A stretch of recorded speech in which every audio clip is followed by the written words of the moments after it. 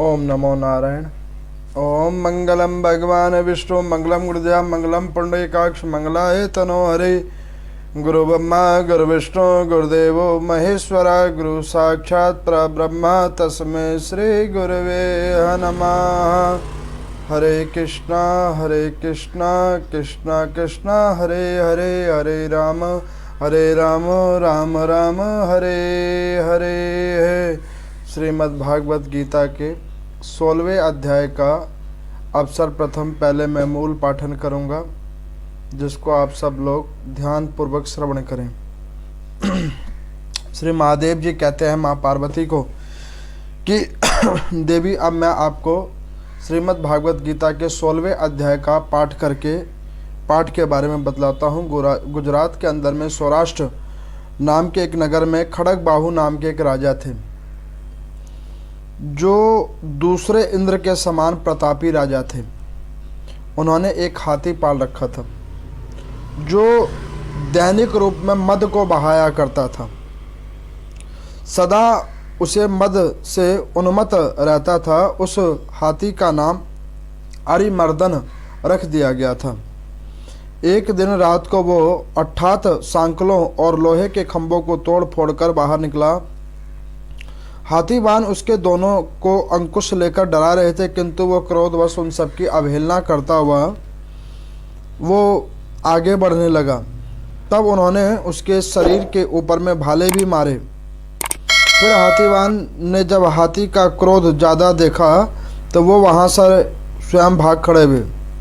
इस कौतूहलपूर्ण घटना को सुनकर राजा स्वयं उस हाथी को मनाने के लिए कला में निपुण राजकुमारों के साथ वहां पर आए, और उन्होंने उस बलवान दतेले हाथी को देखा। नगर के निवासी अन्य काम धंधों की चिंता को छोड़कर बालकों को भय से बचाते हुए वो कुछ दूर जाकर खड़े हो गए और ये महाभयंकर गजराज को देखते रहे। इसी समय कोई ब्राह्मण तालाब से नहा कर निकल रहे थे।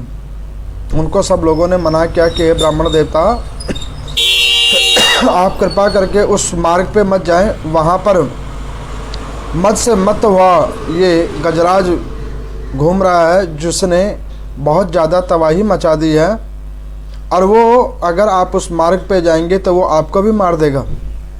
लेकिन ब्राह्मण देवता ने उन लोगों की बगैर बात को सुने ही वो आगे बढ़ते गए, और इधर हाथी फुतकारता हुआ चारों दिशाओं में व्याप्त लोगों को कुचलता हुआ ब्राह्मण उसके बहते हुए मद को हाथ से छूकर कुशल पूर्वक निकल गए।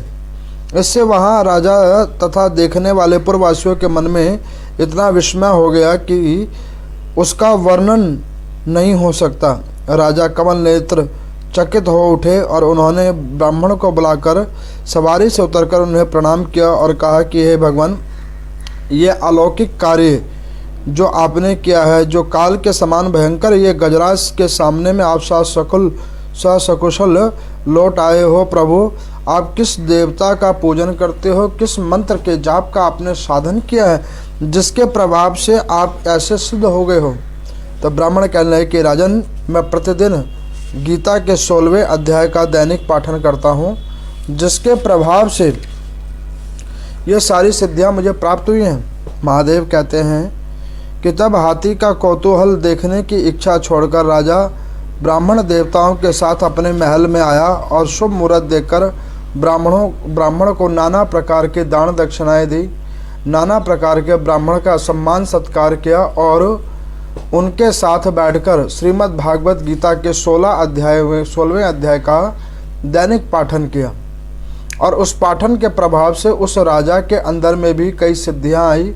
फिर कुछ समय कल्प के बाद में राजा ने पुनः उस मद वाले हाथी के आगे गए, और उसके बाद में वहां जाने के बाद भी राजा निर्विघ्न तरीके से राजा खड़गबाहु आगे उसके निकले, और उस हाथी ने उन्हें कुछ नहीं कहा। तब उन्हें ध्यान हो गया कि इस श्रीमद् भागवत गीता के 16वें अध्याय की बहुत बड़ी महिमा है। इस प्रकार से फिर राजा ने राजकुमारों को राज्यसभा देकर और स्वयं गीता के 16वें अध्याय का जाप करते करते अपने आप को परम गति को उन्होंने प्राप्त करवाया। अब आज की कथा में मैंने आप लोगों को सर्वप्रथम श्रीमद् भागवत गीता के 16वें अध्याय का पाठन अभी करके सुनाया है। तो महादेव माँ पार्वती को कहते हैं कि देवी सौराष्ट्र नगर के अंदर में, जो गुजरात के अंदर पड़ता है, वहाँ पे खड़ग बाहु नाम के एक राजा थे। उनके राज्य के अंदर में एक हाथी था, जो हाथी देखने में श्वेत था, देखने में ही बड़ा अद्भुत वो गज था। तो राजा उस अद्भुत गज को रोज मद पिलाता था, मदिरा पिलाता था, और मदिरा पिला पिलाकर उसकी बुद्धि खराब हो गई थी। अब वो इतना गज मदिरा का आदी हो गया था कि बगैर मदिरा के वो एक क्षण नहीं रहता था। एक दिन उस गज को मदिरा में थोड़ी कमती दी गई, मद थोड़ा कम दिया गया, जिसके कारणभूत वो होकर उसने रात्रि में जिस लोहे की संगलों से इसे बांध रखा था, उन्हें वे तोड़कर और रक्षकों को मारकर वो नगर की ओर भागने लगा। जो जो उसके पांव के नीचे आता गया उसने सबको कुचला। नगर में बड़ी उसने भारी जो है उठा पटक फैलाया। उसकी गर्जना को सुनकर लोग तितर बितर होने लगे। अब ऐसा क्रम चला तो राजा और राजा के जो 2 राजकुमार थे, जो गज को संभालने की कला जानते थे, उनको लेकर राजा आगे आया कि मैं उस गज को रोकूं अपने राजकुमारों के द्वारा, और कुछ रक्षकों को भी वो लेके आया। लेकिन इसी बीच राजा क्या देखता है कि एक ब्राह्मण देवता किसी मंत्रों का पाठ करते हुए जा रहे हैं। कई लोगों ने उन्हें कहा भी कि हे ब्राह्मण देवता, ये आगे में वो गज का इतना कोलाहल मचा हुआ है, आप उधर मत जाओ, वो गज किसी को भी नहीं देख रहा, वो सबको मारता हुआ जा रहा है, आप उस मार्ग पे मत जाओ। लेकिन ब्राह्मण देवता जिस मंत्र का उच्चारण करते हुए आ रहे थे, तो उन्होंने उस मंत्रों का उच्चारण के बीच में उनकी बात को अनसुना कर दिया और वो अपने मार्ग की ओर चलते गए। तो उन्होंने, राजा ने क्या देखा कि वो गज वो ब्राह्मण के बिल्कुल निकट से निकला और ब्राह्मण को स्पर्श करके प्रणाम करते हुए वो गज आगे चला गया, और आगे जाकर फिर उसने कोलाहल मचाया। अब जो ही ब्राह्मण ने देखा कि ये कोलाहल मचा रहा है, तो ब्राह्मण ने पुनः उस गज को हाथ लगाया पीछे से, और वो गज उसी वक्त शांत हो गया। अब इस कृत्य को देखकर राजा फटाफट अपने रथ से नीचे उतरा और जाकर उसने ब्राह्मण देवता को दंडवत प्रणाम किया अपने राजकुमारों के सहित। कहने लगा कि यह महात्मन, आप ऐसी कौन सी सिद्धि जानते हो, ऐसी कौन सी विद्या जानते हो, जिसके प्रभाव से ये जो गज जिसने मद का पान किया हुआ है, मदिरा का पान किया हुआ है, जो किसी के रोकने से नहीं रुक रहा है, उसको आपने कुछ ही क्षणों में रोक दिया।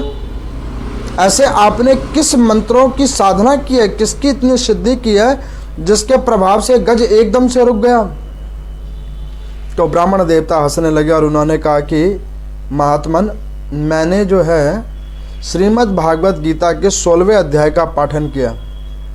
इस पाठन का प्रभाव है सम्मोहन। इस पाठ को किस लिए किया जाता है? मान के चलो कि घर में कोई व्यक्ति है जो किसी की बात नहीं सुनता हो, अपने मद के अंदर में हो, किसी की बात नहीं सुन रहा है, और वो ना तो किसी की बात सुनता है और ना ही वो किसी की कहने सुनने पे वो आ रहा है। तो ऐसे व्यक्ति को फिर अगर उसके आगे दैनिक रूप में श्रीमद् भागवत गीता के 16वें अध्याय का अगर पाठन करके सुनाया जाए, तो उससे उसके क्रोध और चंचल स्वभाव का अंदर में कुछ कमती आती है, ये ग्रंथ कहता है। तो उन ब्राह्मण देवता ने कहा कि महाराज, मैंने इसका पाठन किया, जिसके फलस्वरूप मेरे अंदर में ये सिद्धियां आ गई हैं कि मैंने उस गज को बस स्पर्श किया और वो शांत हो गया। गज को स्पर्श किया और वो गज उसी वक्त शांत हो गया। राजा ने कहा कि महात्मन, ये पाठ एक बार मुझे भी सुनाओ। तो ब्राह्मण देवता का यथोचित सम्मान किया राजा ने, नाना प्रकार के उन्हें दान दिया और उस पाठ को भली भांति रूप से उसने श्रवण किया और उसको फिर उसने स्वाध्याय अध्ययन किया। तदंतर में कुछ समय कल्प के बाद राजा के साथ फिर ऐसा ही एक बार फिर माहौल उत्पन्न हुआ और ऐसे ही वो मद वाला हाथी फिर कोताहल मचाने लगा। तो इस बार राजा उन्हीं मंत्रों का साधन करते हुए उस गज के आगे से निकले तो वो गज ने झुककर राजा को प्रणाम किया और राजा को देखकर वो वहीं पे शांत हो गया। तब राजा का विश्वास और ज़्यादा जागृत हो गया कि वाकई श्रीमद् भागवत गीता के इस 16वें अध्याय के अंदर में बड़ी तेज और शक्ति है। राजा ने अपना सारा राज्य अपने राजकुमारों को देकर उस श्रीमद् भागवत गीता के 16वें अध्याय का पाठन करते करते उन्होंने अपने आप को मुक्त करने के मार्ग पर चल गए और वहाँ पर जाकर उन्होंने सद्गति को प्राप्त किया है। तो यहाँ पर सूर्य जी भगवान कहते हैं कि जो भी कोई ऐसे श्रीमद् भागवत गीता के 16वें अध्याय का पाठन करते हैं, उनका मनन और चिंतन करते हैं, तो उनकी मुक्ति का मार्ग इस प्रकार से खुल जाता है। उनके अंदर में भगवान नारायण इतनी सिद्धियाँ दे देते हैं कि कोई भी ऐसे विलक्षण स्वभाव वाले जीवात्मा भी अगर उसके संपर्क में हैं तो उस पाठ के प्रभाव से वो विलक्षण आत्मा वाले व्यक्ति भी शांत हो जाते हैं। ये श्रीमद् भागवत गीता के 16वें अध्याय का फल है, महात्म है। अब मैं आप लोगों को कल मैंने सुनाया था, सुखदेव भगवान जी ने राजा परीक्षित को 2 कथाएं सुनाई थी, जिसमें एक बहेलिये की कथा सुनाई थी और राजा की कथा थी, और दूसरे में इंद्र की कथा थी कि जब व्यक्ति को पाप कर्म भोगना पड़ता है तो उसकी ऐसी हालात हो जाती है कि वो पृथ्वी लोक पर आकर अपनी बुद्धि को श्रेष्ठकर मानता है और सत्य वार्ताओं को वो झूठ मानता है। अब आज की कथा में जो पंचम दिवस की कथा है श्रीमद् भागवत महापुराण की, उसमें सुखदेव भगवान जी कहते हैं राजा परीक्षित को कि राजा, ये तो मैंने तुम्हें मृत्यु का प्रावधान बतलाया। तुमने पूछा था ना कि जो 7 दिन के अंदर में जिसकी मृत्यु लिखी हो और उस जीवात्मा को क्या करना चाहिए, तो मैंने तुम्हें सबसे पहले बतलाया मृत्यु क्या है और मृत्यु के बाद में जीवात्मा क्या करता है। अब मैं तुम्हें बतलाता हूँ कि जीव आते कहाँ से और जीव आते हैं तो फिर चले कहाँ जाते हैं। तो राजा परीक्षित ने कहा कि प्रभु सबसे पहले ये बताओ कि ये पृथ्वी पे ही जीवन क्यों है, पृथ्वी के ऊपर में जीवन का निरूपण आप कीजिए। और उसके ऊपर में आप लोग कहते हैं कि 84 लाख योनियाँ हैं, ये योनियाँ कैसे उत्पन्न हो गई। तो सुखदेव भगवान कह रहे हैं कि राजा तूने बहुत अच्छा प्रश्न पूछा है, अब मैं तुझे इसी के ऊपर में विख्यात रूप से बतलाता हूँ। तो वो कहने लगे कि देखो, एक बार त्रिदेव एक जगह पे बैठे हुए थे। त्रिदेव एक जगह पर बैठकर विचार मंथन कर रहे थे कि पृथ्वी के ऊपर में समय कल्पों को कैसे जोड़ा जाए कर्मों से, और उन कर्मों को जोड़कर हम लोगों का उसमें कर्म भाग कैसे जुड़े। तो इस बात के ऊपर में त्रिदेवों ने विचार किया कि एक सृष्टि बनानी चाहिए। तो जब सृष्टि बनाने की इच्छा हुई तब ब्रह्मा जी वहाँ पे बैठे हुए थे। तो उन्होंने कहा कि प्रभु एक काम करते हैं कि हम लोग अपना अपना कार्य बांट लेते हैं और अपने अपने कार्यों के अनुसार सृष्टि की रचना करते हैं। तो भगवान नारायण ने अपने अंदर से एक शक्ति निकाली जिसका नाम निकला योग माया। योग माया। भगवान शंकर उन्होंने अपने शरीर से एक तेज निकाला जिसके अंदर में ताप उत्पन्न हुआ, तेज। उधर ब्रह्मा जी ने अपने शरीर से एक अंश उत्पन्न किया जिसके अंदर में धरातल हुआ, पृथ्वी। अब ब्रह्मा जी ने अपने अंदर से 14 भुवन निकाले, पृथ्वी की तरह 14 भुवन। हम लोग क्या जानते हैं 9 प्लैनेट्स हैं, नवग्रह, लेकिन हमारे वेद कहते हैं कि पृथ्वी की तरह 14 और उपग्रह हैं और ऐसे भूमंडल हैं 14 जिनके ऊपर में भगवान नारायण की कृपा से कई जीव आत्माएं जी रही हैं। अब सब भगवानों ने अपने अपने प्रकार से वो निकाला। निकालने के बाद में उन्होंने कहा कि मैं भरण पोषण का कार्य करूंगा।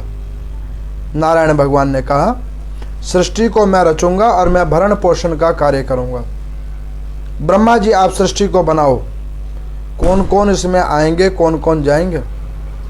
भगवान शंकर ने कहा कि मैं तो सिर्फ उठाने का कार्य करूंगा, समेटने का, बाकी जो आप लोग कह दोगे उसको मैं पूर्ण अंतिम रूप देने का कार्य करूंगा।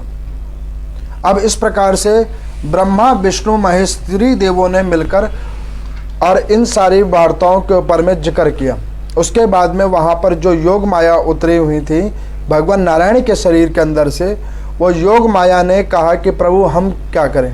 तो उन्होंने कहा कि देवी आप शक्ति पुंज बन के रहना और शक्ति पुंज बन के रहना, जिस जिस भुवन के ऊपर में होगा उसमें कर्म को आप बनाना और ऐसे कर्म को बनाना कि वैसे जो उसके अंदर उत्पन्न हो उन्हें लगे प्रत्यक्ष और वैसे वो हो अप्रत्यक्ष।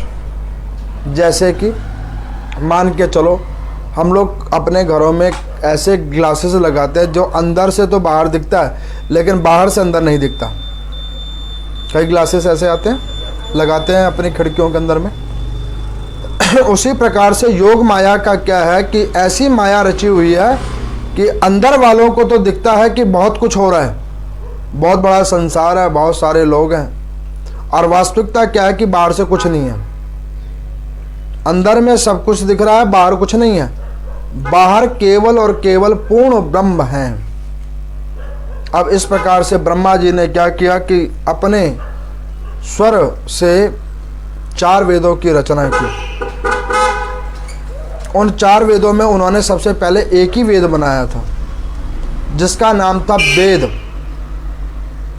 और उस वेद के फिर 4 खंड किए वेदव्यास जी ने, और उसके बाद उसमें से अष्टदश पुराण उन्होंने लिखे। अब ये सब तो कथाएं लिख दी गई और ये कथाएं हैं रूल बुक। जैसे कि हम लोग भारत के अंदर रहते हैं, भारत का एक संविधान पुस्तक है जिसके अंदर में कई सारी रूल्स रेगुलेशंस लिखी हुई हैं, नियम कानून लिखे हुए हैं कि इस प्रकार से यहाँ पे आप रह सकते हो और यहाँ पे रहने के ये रूल रेगुलेशन है। उसी प्रकार से वो अष्टादश पुराण और 4 वेदों के अंदर में रूल रेगुलेशन लिखी गई पृथ्वी लोक के लिए कि पृथ्वी लोक के ऊपर में जो भी जीवात्मा आएगा मानव शरीर को धारण करके तो उसको ऐसे ऐसे करके रहना है। अब उसके बाद में भगवान ब्रह्मा जी ने क्या किया, नाना प्रकार की योनियां बनानी शुरू की। नव की योनि, आकाश में विचरने वाले, पृथ्वी पे चलने वाले, जल के अंदर में, पवन के अंदर में, और जड़ और चेतन, इस प्रकार से कई प्रकार की उन्होंने योनियां बनाई। और सबसे अंतिम में एक बनाया मानव, वो नारायण भगवान की इच्छा से, क्योंकि जितनी और योनियां बनाई गई ब्रह्मा जी के द्वारा उन योनियों के अंदर में कर्म नहीं भोगा जा रहा था। उनमें क्या होता था कि जीवात्मा प्रकट तो हो रहा है लेकिन उसे कर्मों का बोध नहीं है। जितनी आयु उसको दी गई है उतनी आयु वो भोगता है और उसके बाद वो मर जाता है। वो उस योनि के अंदर में वो कोई भी पाप और पुण्य कर्म नहीं कर पाता। जैसे कि आपको मैं उदाहरण देता हूँ, एक सिंह है जिसको भक्षण करना है केवल और केवल पशु का मांस, तो उसे पाप नहीं पता, पुण्य नहीं पता, वो सिर्फ यही जानता है कि मेरा भक्षण यही है, उसके लिए कोई पाप नहीं है, कोई पुण्य नहीं है। एक गऊ है जो खाती है हरित घास, हरे घास खाती है। अब उस गऊ को ये नहीं पता कि हरे घास को खाने से पुण्य मिलता है या मैंने मांस खा ले गया तो मुझे पाप चढ़ जाएगा, ऐसा उन्हें नहीं पता। उन्हें कर्मों का बोध नहीं है, वो सिर्फ और सिर्फ अपने आयु को भोगने के लिए आए हुए हैं। लेकिन यहाँ पर भगवान ने मानव बनाया। अब यहाँ पर किसी ने सूजी भगवान से पूछा कि प्रभु एक चीज़ समझ नहीं आई यहाँ पर कि जब सब कुछ भगवान ने ही बनाया तो भगवान ने ऐसे क्यों योनियाँ बना दी, और इसमें बार बार वो आते हैं और लोग चले जाते हैं, ऐसा क्यों कर दिया? उनको वो अपने पास ही समेट कर रखते, ना कोई ये योनियाँ होती ना वो आते। तो कहने लगे कि देखो, जैसे कि एक व्यक्ति काम करने के लिए किसी ऑफिस के अंदर में जॉब करता है, जो भी उसका कार्य क्षेत्र होता है, उससे पहले वो उसका अध्ययन करता है। मान के चलो कोई बच्चा डॉक्टर बनेगा तो डॉक्टरी की पहले पढ़ाई करेगा, उसके बाद वो डॉक्टर बनेगा। उसी प्रकार से भगवान ने अपने पूरे दिनचर्या को, जो उनकी दिनचर्या है त्रिदेवों की, उसको व्यस्त रखने के लिए संसार की रचना की। और उसको देखो, जैसे कि मान के चलो हमारे देश में प्रधानमंत्री भी हैं और राष्ट्रपति भी हैं, ठीक है। सारा काम कौन करते हैं? प्रधानमंत्री जी। राष्ट्रपति जी क्या करते हैं? बस मोहर लगाते हैं। वो प्रधानमंत्री जी जो कह देते हैं उस पर वो साइन कर देते हैं। वो कहते हैं प्रभु ये ठीक है, वो कह देते हैं हाँ यही ठीक है। ये गलत है तो कहते हैं हाँ ये गलत है। अब इसका क्या मतलब है? इसका मतलब यह है कि जो है सर्वोसर्वी वो प्रधानमंत्री है, राष्ट्रपति कुछ नहीं है। लेकिन ये गलत है, क्योंकि जो राष्ट्रपति का ओहदा है वो प्रधानमंत्री से ऊपर है। वो चाहेगा तो उसको वो हाल निकाल भी सकता है। अब यहाँ पर इसको, ये उदाहरण मैंने आपको क्यों दिया? वो इसलिए दिया कि भगवान अपने समय को व्यापन करने के लिए ये जीव आत्माओं को उत्पन्न करते हैं और उसको फिर कर्म बंधन में बांधते हैं। जो पाप कर रहा है वो भी भगवान के निमित्तार्थ हो रहा है, और जो पुण्य कर रहा है वो भी भगवान के निमित्तार्थ हो रहा है। और उसके बाद में उस समय को संयोजन करने के लिए वो युग बनाते हैं, और उन युगों के हिसाब से भगवान बीच बीच में आकर उसको देखते हैं। जैसे कि मान के चलो हमारे देश में बहुत सारे बड़े बड़े कारोबारी हैं जिनकी बड़ा बड़ा कारोबार है। वो कारोबारी सब जगह नहीं जाता, लेकिन उसका कारोबार भारत के अलावा कई देशों में भी चल रहा है। अब वो क्या करता है? वो बैठता बस एक जगह है, केवल निरीक्षण करता है, विजिलेंस करता है और सबको देख रहा होता है। और जहाँ पे जिस चीज़ की कमती बढ़ती होती है वो वहाँ पे चला जाता है, उसमें कमती बढ़ती करवा के आ जाता है और सबको ठीक तरीके से चलाता है। उसी प्रकार से ये त्रिदेव कहीं नहीं जाते और कुछ नहीं, ये सिर्फ निरीक्षण करते हैं और समय समय कल्प कल्प पे पृथ्वी पे आकर ऐसे वैष्णव तत्वों को उत्पन्न करने के लिए वो आते और जाते रहते हैं। तो जब ब्रह्मा जी ने मानव शरीर को बनाया, मनुष्य को बनाया, तो उन्होंने जो अनु को बनाया था, तो अनु की आयु होती है केवल और केवल 6 मिनट की। एक अनु सबसे ज़्यादा 6 मिनट तक जीता है। और बैक्टीरिया 1.5 दिन जीता है, और वो बैक्टीरिया 1.5 दिन से आगे प्रजनन के माध्यम से वो बढ़ते बढ़ते 1 साल तक भी रह सकता है, 6 महीने तक भी रह सकता है। लेकिन जो पैदा होता है वो दैनिक रूप में मरता है। उसके बाद में हर जीवात्माओं की नाना प्रकार की ब्रह्मा जी ने आयु करी, लेकिन इनकी आयु तो करी, लेकिन इनमें कर्मों का बंधन नहीं डाला। आप देखो, आपने कहीं सुना है कि पक्षी पूजा कर रहा है? नहीं करता है। आपने सुना कि कोई घोड़ा पूजा कर रहा है, या गधा पूजा कर रहा है, या और कोई जीव पूजा कर रहा है? नहीं करता है। पूजा कौन करता है? जो मानव है। अच्छा, आप ये देखोगे कि मानव स्वर्ग और नरक में जाता है, पशु नहीं जाते हैं, क्योंकि वो पहले ही कर्म को भोगने के लिए ऐसी योनि में आए होते हैं। इन सब योनियों को नीच योनियाँ बनाई और ऊंच योनि बनाई मानव की। अब उस मानव की जब योनि बनाई तो उनके अंदर में बुद्धि, विवेक और विकास दिया। तो यहाँ पर सुखदेव भगवान से राजा परीक्षित ने पूछा कि प्रभु ये तो पृथ्वी की संरचना और उसके ऊपर में 84 लाख योनियों की आपने संरचना बता दी। अब प्रभु ये मुझे बताइए कि मानव को कैसे बनाया, और मानव को जब बनाया तो उसके अंदर में ये पाप और पुण्य कैसे जोड़ दिए गए। तो वो कहने लगे कि देखो, सबसे पहले मानवों की संरचना करने के लिए ब्रह्मा जी ने अपने दाहिने पांव से पुरुष को उत्पन्न करा और बाएं पांव से स्त्री को उत्पन्न करा, जिसका नाम मनु और शत्रुपा था। अब वो मनु और शत्रुपा पृथ्वी लोक के ऊपर में गए और वो घूम फिर के आ गए, उन्हें कुछ समझ नहीं आया। जब उन्हें समझ कुछ नहीं आया तो फिर तीनों देव जो थे वो एक जगह एकत्रित हुए। उन्होंने कहा कि प्रभु, इस पृथ्वी लोक के ऊपर में कुछ ऐसा कार्य किया जाए जिससे लोग एक दूसरे से जुड़ें, और जब एक दूसरे से जुड़ेंगे तभी जाकर उनके अंदर में और कई कर्मों का भाग होगा, और जब कर्मों का भाग होगा तो उसमें पाप और पुण्य उत्पत्तित होंगे। तो उन्होंने क्या करा कि भगवान नारायण को कहा, तो भगवान नारायण ने क्या करा, शरीर की संरचना करी। सबसे ऊपर उन्होंने मुख बनाया।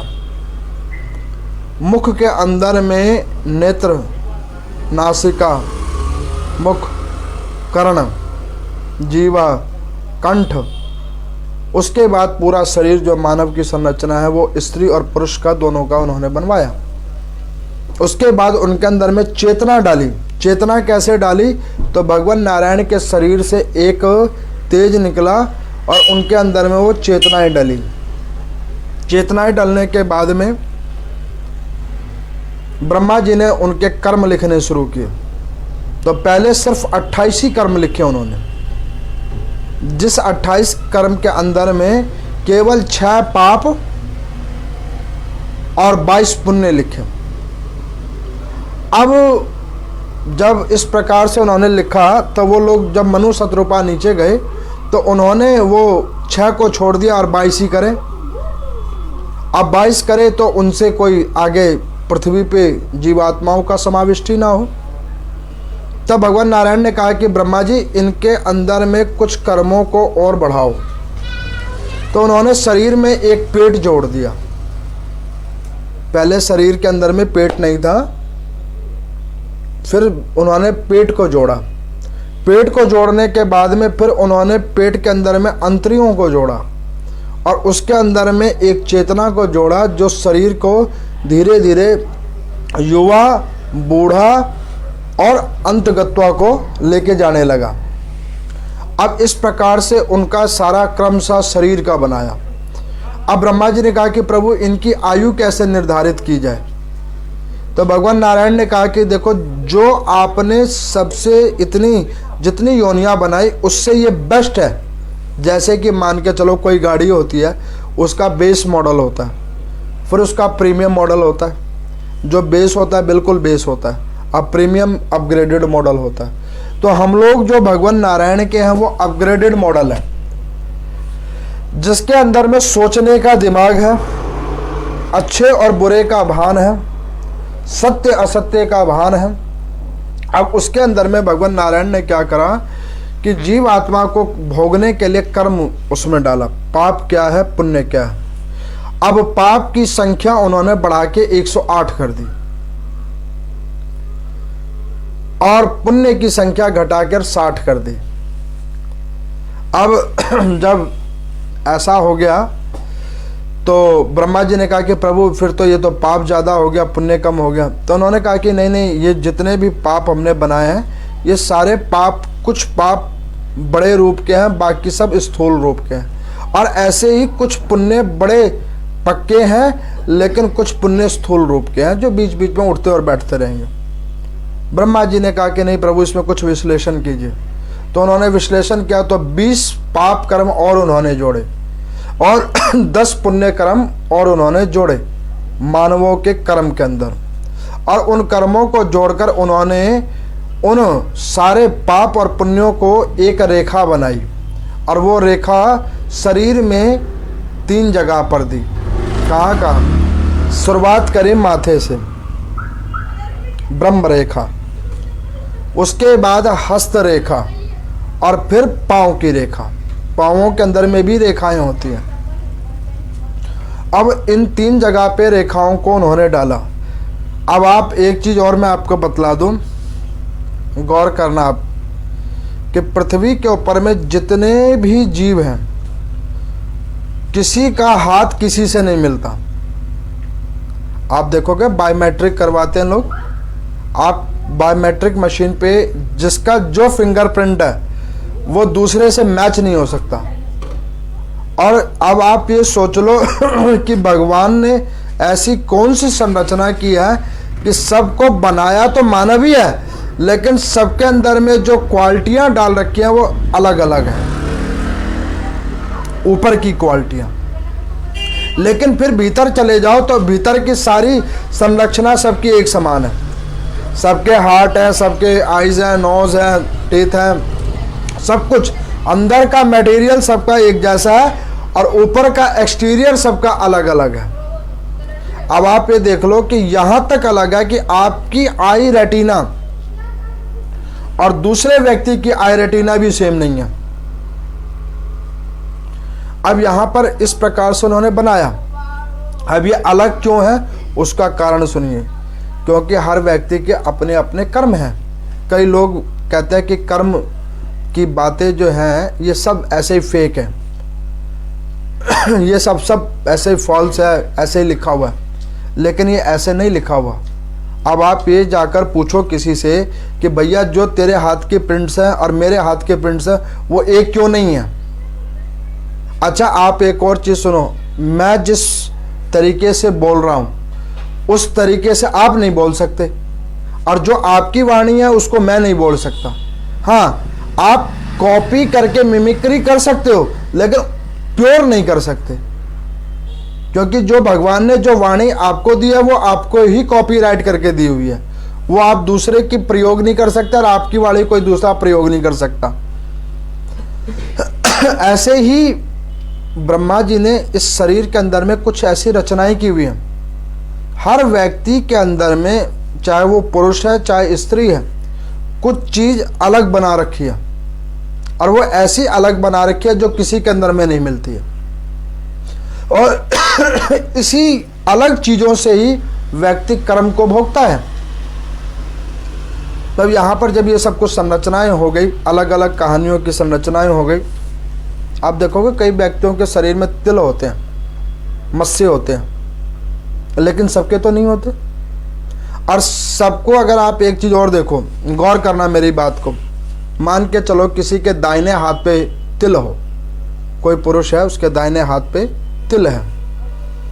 अब आप ढूंढना प्रयास करो, जिस जगह पे उस व्यक्ति को तिल है नाप के रखना, उस प्रकार का तिल आपको पूरे ब्रह्मांड में कहीं पे भी किसी मानव के शरीर पे नहीं मिलेगा, उसी जगह पे। अब आप सोच लो कि ब्रह्मा जी ने किस प्रकार से मशीन बनाई है कि व्यक्ति को ये ही नहीं पता लगता कि भाई दिख तो सब समान रहा है, लेकिन सब समान नहीं है। अब आप देख लो कि ब्रह्मा जी ने इनकमिंग की सेवा अलग रखी हुई है, आउटगोइंग की सेवा अलग रखी हुई है। कैसे? अब आप देखो, जब शरीर की संरचना करी तो उन्होंने शरीर के अंदर में 10 छिद्र बनाए। तो कहने लगे 10 छिद्र, तो कहने लगे हाँ। कहने लगे 2 नेत्र, 2 नासिका, 2 कर्ण कान, 1 मुख, और नीचे के 2 भाग, और अंतिम ये ब्रह्मरंध्र। अब कोई कहेगा जी ऊपर तो सब बंद ही रहता है, तो कहते न लगे कि ये जो ब्रह्मरंध्र का जो द्वार है ये किसी किसी के लिए खुलता है, और ये खुलता तब है जब कोई परम गति को प्राप्त करने वाला, कोई साधु जन, कोई महात्मा जन जब प्रभु की प्राप्ति करता है, श्री धाम को जाता है, तब उसका ये ब्रह्मरंध्र फटता है और उससे उसकी आत्मा निकलती है, तो वो सीधे बैकुंठ को जाता है। और आप ये देखना कि ये जो 10 मार्ग हैं, इसी मार्गों के अंदर से व्यक्ति के शरीर की आत्मा निकलती है, और जो प्राण आते हैं वो नाभ से आते हैं, नाभि से आती है। वो सबकी एक समान है, लेकिन आप ये देखोगे कि सबकी नाभियों का जो रूपांगण है वो अलग अलग है। आप देखोगे कि वो किसी का भी एक जैसा नहीं है, लेकिन हमें लगता है कि एक जैसा है। अच्छा, और आपको मैं बतलाता हूँ, जैसे कि आपके उंगलियां हैं, हाथ की उंगलियां हैं, किसी भी एज वाले व्यक्ति को आप उसी एज के कई 100 व्यक्तियों के हाथ का परीक्षण कीजिए तो सबको आपको उंगलियां अलग अलग नजर आएंगी, लेकिन है सबकी उंगलियां अलग अलग नजर आएंगी। इसका क्या मतलब है कि सबके समान तो है लेकिन सबसे भिन्न भी बना रखा है, सबसे भिन्न भी बना रखा है। इसका मतलब ये हो गया कि भगवान ने एक जैसा तो सबको बनाया है लेकिन सबको सबसे अलग भी कर रखा है। ये हम अपने ही शरीर की संरचना से देख रख सकते हैं। मान के चलो कि कोई व्यक्ति के केश है, अब वो अपने केश को देखकर अपने परिवार के ही सदस्यों के केशों को देखे, सब आपको देखने में काले या सफेद या जो भी जिस कलर में करवाता है उस प्रकार का लगेगा, लेकिन सबके केशों का स्टाइल आपको अलग अलग मिलेगा और उसकी थिकनेस आपको अलग अलग मिलेगी। आपको वो एक समान नहीं लगेगा और आप उसके प्रकार की कॉपी भी करनी चाहोगे तो भी नहीं होगी। क्यों नहीं होगी? क्योंकि ब्रह्मा जी ने उसके ऊपर में कॉपीराइट लगा रखा है कि जो प्रोडक्ट हमने जिसके लिए बना के दिया है वो वैसा ही रहेगा, उसमें कोई परिवर्तन नहीं हो सकता। जैसे कि अब आप मान के चलो कि कोई व्यक्ति का हाथ टूट जाता है, आर्टिफिशियल वो हाथ लगवाता है, रॉड वॉड लगवाता है या और कुछ प्लास्टिक सर्जरी करवाता है, तो वो उसके शरीर से अलग दिखता है, उसकी शरीर के साथ वो मिल नहीं सकता, उसको शरीर से भिन्न नजर आता है। उसी प्रकार से एक ब्रह्मा जी की संरचना है। अब इसी संरचना के हिसाब से व्यक्ति के कर्म लिखे जाते हैं जो सबके अलग अलग हैं और वो व्यक्ति विशेष तक ही निर्धारित है। मान के चलो नमक मुझे भी अच्छा लगता है, नमकीन लगता है, आपको भी नमकीन ही लगता होगा, लेकिन जो नमक का स्वाद है वो सबको अलग अलग लगता होगा। क्यों अलग लगता होगा आपको मैं बतलाता हूँ। क्योंकि जो हमारे रसाज जो ये जीवा होती है, इस जीवा की भी लेयर अलग अलग होती है। आज बसंत पंचमी का पर्व है।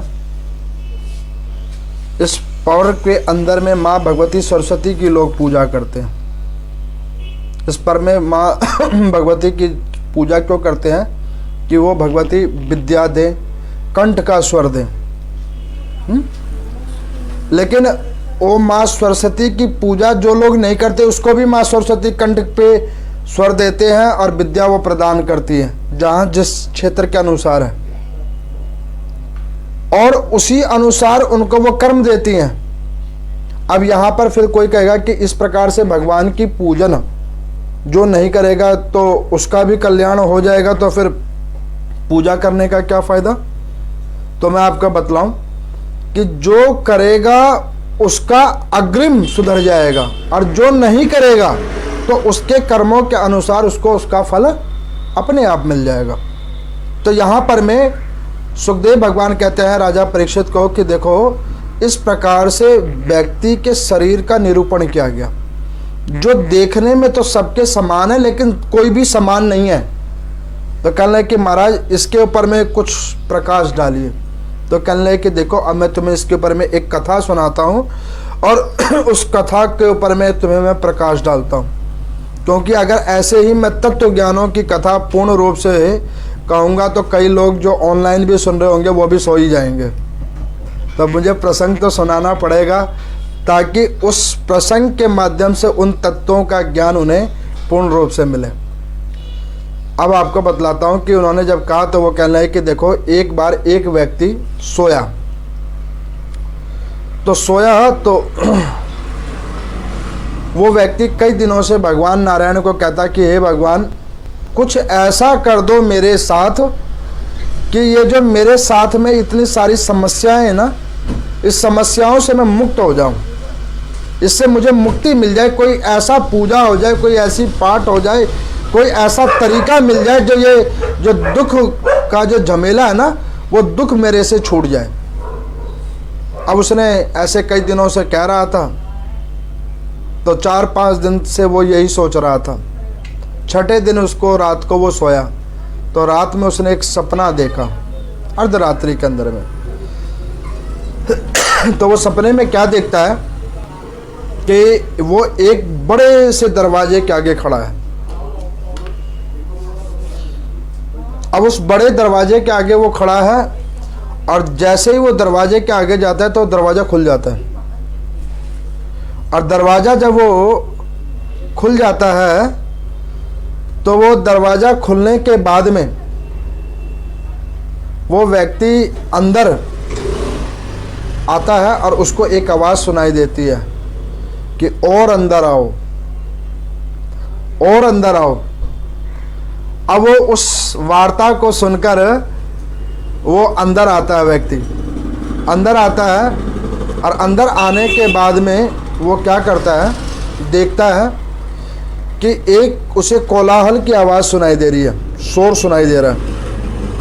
तो वो आदमी जब अंदर आता है उस दरवाजे के, तो वो देखता है कि बहुत सारे लोग एक जगह पर इकट्ठे हुए पड़े हैं, एक दूसरे से बतला रहे हैं। वो व्यक्ति भी अंदर आ जाता है। इतने में वो एक आवाज़ सुनता है कि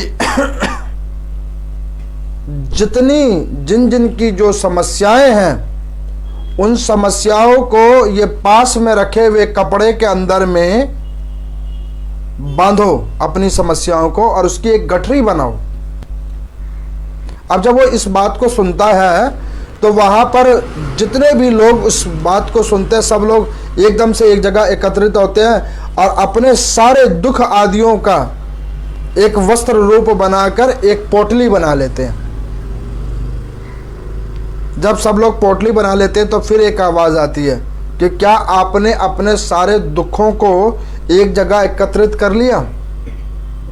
तो व्यक्ति सारे एक स्वर में कहते हैं, हाँ जी कर लिया। हर व्यक्ति अपने दुखों को ज़्यादा याद करता है, सुखों को याद नहीं करता, दुखों को याद करता है कि हे भगवान आपने ये भी दुख दिया, ये भी दुख दिया, ये भी दुख दिया, ये भी दुख दिया। 100 सुख दिया वो याद नहीं है, लेकिन एक दुख दे दिया वो याद है। अब वो व्यक्ति उसकी पोटली बना लेता है। जब वो पोटली बना के देखता है तो वो देखता क्या है कि उसी के सारे रिश्तेदार, नातेदार, चाहने वाले, आस पड़ोसी, जिन जिन से उसका संपर्क है, वही सारे लोग वहाँ पे खड़े हैं। और सब लोगों ने एक एक पोटली बना ली है। उसमें कोई उसका शत्रु भी है, कोई उसका मित्र भी है, कोई बहुत बड़ा आदमी भी है, कोई छोटा आदमी भी है। जिसको वो मानता है कि ये बहुत सुखी संपन्न आदमी है वो भी वहाँ पर है, जिसे वो मानता है कि ये बहुत दुखी आदमी है वो भी वहाँ पर है। अब फिर दूसरी तीसरी आकाशवाणी क्या होती है कि देखो तुम लोगों के ऊपर में एक खूंटी बांधी हुई है, उस खूंटी के ऊपर में जाकर अपने उस दुखों की पोटली को जाकर टांग दो। अब जैसे ही ये बात होती है तो वो पोटली के ऊपर में टांगने के लिए सब लोग एकदम से खड़े होते हैं और जाकर उस खूंटी के ऊपर में सब कोई टांग रहे हैं। अब सब लोग जब उन खूंटियों पर जाकर टांग रहे हैं अपने पाप कर्मों की गठरी को, दुखों की गठरी को, तो वहां पर एक शब्द लिखा हुआ है उस खूंटी के ऊपर में, ध्यान करना, यहां पर अपनी पाप को बांधने वालों, जब यहां से वापस जाओगे तो एक पोटली फिर तुम्हें वापस लेके जाना पड़ेगा। वो जब सब पढ़ते हैं तो ये भी पढ़ता है, और ये भी पढ़ने के बाद में, ये पढ़ के जैसे ही पीछे होता है तो वो पढ़ने के बाद भी कोई भी व्यक्ति उन पोटलियों को उठाता नहीं है। और उस पोटलियों को जब कोई नहीं उठाता है तो वहां पर में फिर एक और आकाशवाणी होती है, और आकाशवाणी में क्या आता है कि भैया जिसकी तुम्हें कम लगे दुख उनकी पोटली उठा लो। अब जिसका भी तुम्हें दुख कम लगे उसका दुख तुम उसकी दुख वाली पोटली को उठा लो, और उस पोटली को उठा के अपने पास ले आओ। अब व्यक्ति ने क्या किया कि सब लोगों ने वहां पर जैसे आगे बढ़े तो वहां पर एक तराजू आ गया, तराजू उत्पन्न हो गया जो वजन को देखता है, तोलता है। अब उस तराजू के ऊपर में सब लोगों ने क्या किया कि फटाफट अपनी अपनी पोटलियों को उठाया और उठा के उसके ऊपर में तोलना शुरू किया कि किसकी गठरी में कितना वजन है। और सबका वजन एक समान, किसी का भी वजन ज्यादा नहीं और किसी का भी वजन कम नहीं, सबका एक समान।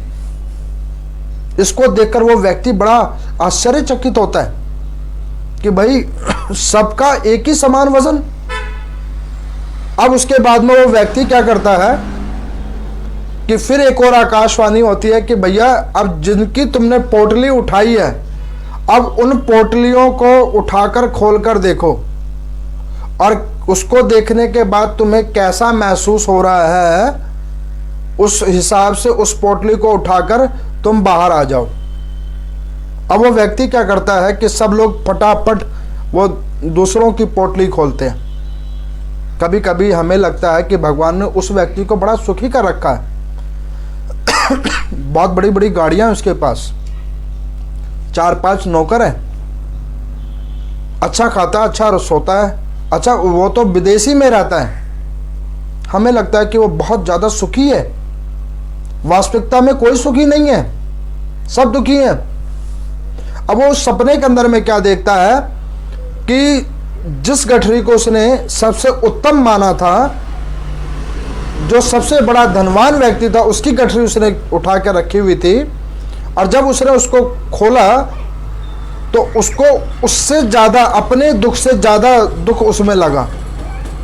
अब उसको जब ऐसा लगा तो उसने क्या किया कि उस पोटरी को फिर बांध दिया, दूसरे की पोटरी के साथ इंटरचेंज किया। अब वो करते करते, ऐसे करते हुए वहाँ पर जितने भी लोग थे सब एक दूसरे की पोटरियों को उठा के वज़न करने लगे, लेकिन किसी को भी दूसरे की पोटरी में वज़न 2 गुना ज़्यादा लगता था जब तक उन्होंने अपना नहीं उठाया था। और जब अपना पोटरी आई तो उनको अपने पोटरी का वज़न सहनीय लगा। जब अपनी पोटरी का वज़न जब उसे सहनीय लगा तब आकाशवाणी आई कि अब बताओ तुम्हें किसका दुख चाहिए। तो उस सोते हुए व्यक्ति ने कहा कि हमें सुख चाहिए। तो उन्होंने कहा कि अगर तुम्हें सुख चाहिए तो अपना मुंह घुमाओ और दरवाजे के ऊपर देखो क्या लिखा हुआ है। तो व्यक्ति, सब लोग दरवाजे की ओर मुंह घुमाते हैं और उसके ऊपर में क्या लिखा हुआ है कि अगर जीवन में सुख की प्राप्ति करनी है, सुख की अनुभूति करनी है, तो हरि नाम संकीर्तन करो, केवल और केवल हरि नाम संकीर्तन करो, वही जीवन का असली सुख है। बाकी तो सभी दुखी हैं और सब इतने दुखी हैं कि उनके दुखों का निवारण करने के लिए ही तो वो इधर उधर घूम रहे हैं। जो जिस लेवल पे है वो उस लेवल पे दुखी है। मान के चलो कोई किसी नगर का राजा है तो वो राजा की तरह दुखी है। कोई किसी नगर का चोर है तो चोर के लेवल का दुख को प्राप्त कर रहा है। तो यहाँ पर सुखदेव भगवान राजा परीक्षित को कहते हैं कि भैया इसी प्रकार से लोग सुख और दुख को भोगते हैं कर्मों के द्वारा, और कर्मों के द्वारा ही इन्हीं को भोगते भोगते व्यक्ति आता और जाता है, जो भगवान का भजन नहीं करता है। तो यहाँ पर राजा परीक्षित ने कहा कि गुरुदेव, तो जब ये कर्मों को ही भोगकर जीवात्मा आता और जाता है तो उसमें भगवान क्या करते हैं? तो कहने लगे कि भगवान उसको बैठकर सिर्फ देखते हैं, भगवान कुछ नहीं करते, भगवान सिर्फ देखते हैं कि व्यक्ति क्या कर रहा है। तो आपने कहा कि भगवान ही पाप करवाते हैं, भगवान ही पुण्य करवाते हैं। तो उन्होंने कहा कि नहीं, भगवान ये सब नहीं करते, भगवान केवल और केवल देखते हैं, और जहां पर व्यक्ति लाचार हो जाता है तो उसको थोड़ी सी मदद कर देते हैं। बाकी भगवान और कुछ नहीं करते। भगवान कहते हैं कि अपना कर्म करने आए हो वो अपना कर्म करो। तो उन्होंने कहा कि ऐसा क्यों, जब आप कह रहे हो कि आत्मा परमात्मा से निकली हुई है तो भगवान ऐसे क्यों कर्म करवाते हैं कि व्यक्ति बार बार आता है और बार बार चला जाता है? और फिर वो पाप भी करता है और ऐसे कर्मों में जुड़ता है और फिर आता और जाता है। तो कहने लगे कि देखो, यही प्रश्न एक बार सनत कुमारों ने ब्रह्मा जी से किया था कि इस प्रकार से जो अगर हम पृथ्वी पे जाएंगे तो फिर तो हम आते और जाते रहेंगे, कई बार आएंगे कई बार जाएंगे। तो उन्होंने कहा कि इस प्रश्न का उत्तर तुम्हें भगवान नारायण देंगे। तो सनत कुमार आदि गए थे भगवान नारायण के पास, और जब भगवान नारायण को उन्होंने ये बात कहा तो भगवान नारायण ने हंसकर क्या कहा कि देखो,